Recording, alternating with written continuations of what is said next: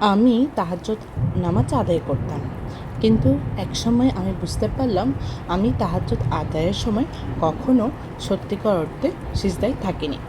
আর অনেক দিন ধরে আমার তাহাজ্জুদ আদায় প্রায় এরকমই ছিল। সিজদায় গিয়ে আমি শুধু নিজের চা পাওয়ার কথাই বলতাম, হে আল্লাহ, আমার কাজ সহজ করে দিন, ঠিক করে দিন, রিজিক বাড়িয়ে দিন, আরও ইত্যাদি সমূহ। প্রতিদিন একইভাবে চলছিল, কিন্তু কিছুই বদলাচ্ছিল না।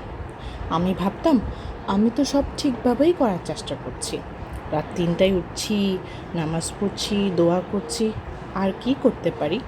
তারপর একদিন এমন কিছু শুনলাম যা আমাকে নাড়িয়ে দিল। রাসূল সাল্লাল্লাহু আলাইহি ওয়াসাল্লাম সিজদায় এত দীর্ঘ সময় থাকতেন যে সাহাবীরা ভাবতেন তিনি হয়তো ইন্তিকাল করেছেন। তিনি সিজদায় থাকতেন দোয়া শেষ হওয়ার পরও। তখন আমি বুঝতে পারলাম আমি তাহাজ্জুদ নামাজে যেন ভয়েস মেলের মতো ব্যবহার করছিলাম। দোয়া শেষ করে উঠে যেতাম, ব্যাস এইটুকুই। তারপর থেকে আমি সিজদা দীর্ঘ করতে থাকলাম এবং দোয়াতে ইয়া করিব, ইয়া মুজিব এভাবে প্রার্থনা করতে লাগলাম। ওয়ালিল্লাহি। সেই সময় থেকে সব কিছু বদলাতে শুরু করলো।